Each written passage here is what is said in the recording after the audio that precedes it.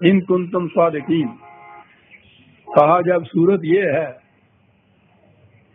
کہ نہ تو تم مذہب کی سطح پہ کوئی اتھارٹی کوڈ کر سکتے ہو، نہ علم کی بارگاہ سے کوئی دلیل لا سکتے ہو، اس کے باوجود یہ ان انسانوں کو اور انسانوں کی یہ ہڈیوں کو اور ان کے پتھروں اور چونے گال کی قبروں کو اور ان بتوں کو، ان کو صاحب اقتدار اور صاحب اختیار ماننا، اس سے زیادہ اور گمراہ کن بات کیا ہو سکتی ہے؟ وَمَنْ أَضَلُّ مِمَّنْ يَدْعُو مِنْ دُونِ اللَّهِ مَنْ لَا يَسْتَجِيبُ لَهُ إِلَى يَوْمِ الْقِيَامَةِ وَهُمْ عَنْ دُعَائِهِمْ غَافِلُونَ.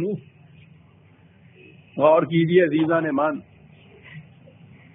ساری قوم ہماری مردہ پرستی میں ڈوبی ہوئی ہے. زندہ انسانوں کی طرف ایسا رخ نہیں کرتی جتنا یہ مردہ انسانی ان کو کہا جائے گا، ان مردوں کے. اور پھر یہ بھی نہیں ہے کہ ان کی کہیں وہ مردوں کی لاشیں رکھی ہوئی ہیں، ان کی قبروں کے اوپر، ان کے قبوں کے اوپر پتھر اور چونے گز کی جو عمارتیں بنی ہوئی ہیں، ان کے سنگ آستان کے اوپر جا کے سجدہ ریزی ہوتی ہے، دعائیں مانگی جاتی ہیں، مرادیں مانگی جاتی ہیں، شریک خدائی سمجھا جاتا ہے، خدا سے براہ راست نہیں دعا کی جاتی. وہ کہا سوچو تو صحیح، زندہ انسانوں میں کسی میں یہ قوت نہیں ہے کہ کوئی تخلیق کر سکے یا نظام خداوندی میں شریک ہو سکے. تو تمہاری جہالت کی یہ کیفیت ہے کہ یہ زندہ انسانوں میں نہیں ہو، تم مردہ انسانوں میں، اور مردہ انسانوں کو بھی آستانوں کے اوپر اور ان کی قبروں میں یہ قوتیں مان رہے ہو. ہر قسم کی مراد پوری کریں گے. کہا ایک تو یہ چیز، تم جو کچھ کہتے ہو وہاں کبھی کسی نے سنا ہے کہ وہ جواب بھی دیتے ہو سامنے سے؟ کیا بات ہے. محسوس دنیا میں تو یہ بات ہمارے ہاں بتوں کے لیے ہے، جسے کہتے ہیں مٹی کا مادو بن کے بیٹھا ہے، یعنی وہ بت بیٹھا ہوا ہوتا ہے، اس کے سامنے اس کے حضور جو جی میں آیا آپ کہتے چلے جائیے، وہ کچھ نہیں جواب دیتا. اسے تو ہم کہتے ہیں یہ بت ہے. اس سے مرادیں کیوں مانگتی ہیں یہ ہندو؟ اسے معبود کیوں تصور کرتے ہیں اپنی؟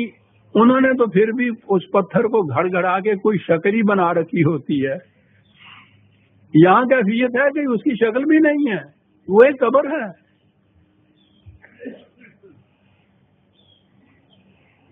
وہاں جا کے ان کو مخاطب کر کے ان سے دعائیں مانگی جاتی ہیں، مرادیں مانگی جاتی ہیں، درخواستیں پیش کی جاتی ہیں، گڑ گڑایا جایا رویا جاتا ہے.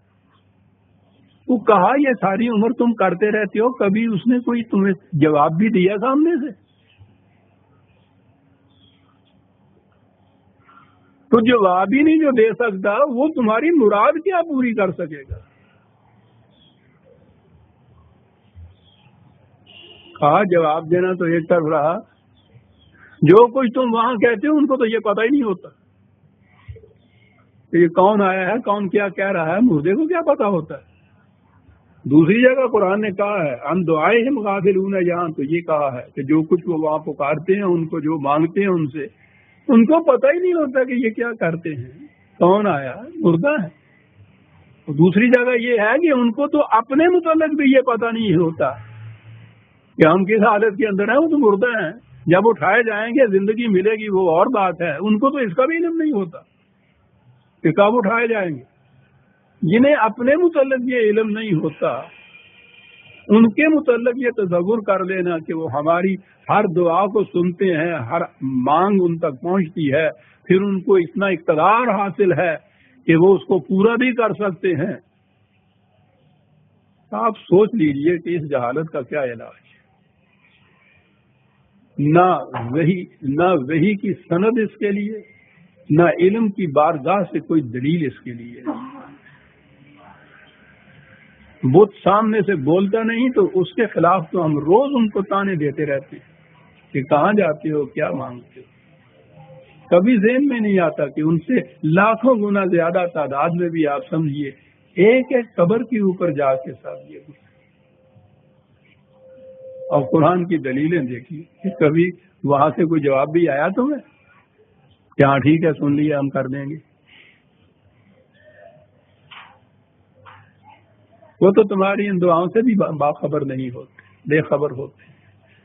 زندہ انسان ایک مردہ انسان سے اپنی مرادیں مانگ رہا ہے، اللہ